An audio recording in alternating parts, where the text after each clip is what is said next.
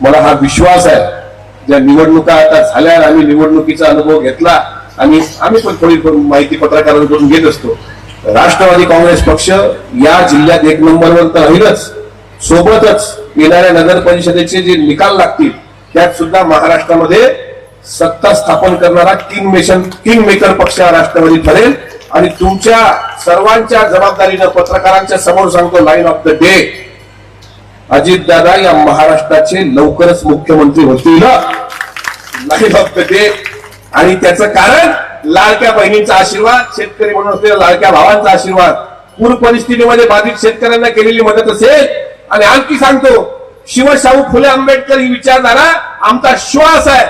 जरी महायुतीच्या सत्तेत आम्ही सहभागी असलो असं दिसत आपल्याला दिसतं, अनेक ठिकाणी तर आमच्या विरोधातच आमच्या सोबत असलेले लोक. पण तुम्हाला मी सांगतो, इथे तेच आहे चित्र. आता प्रतापाणी साहेब बोलले म्हणजे अधिक त्यात खोलात जाणार नाही, पण एक तुम्हाला सांगतो, शिवशाहू फुले आंबेडकर, अण्णाभाऊ साठे, यशवंतराव चव्हाण साहेब, एपीजे अब्दुल कलाम आणि डॉक्टर मौलाना अबुल कलाम आझाद यांचा विचार, साने गुरुजी, विनोबा भावे, महात्मा गांधींचा विचार हा आमचा पक्षाचा विचार आहे. ती विचारधारा होती, आहे आणि शेवटपर्यंत राहणार, यात काही दुमत नाही.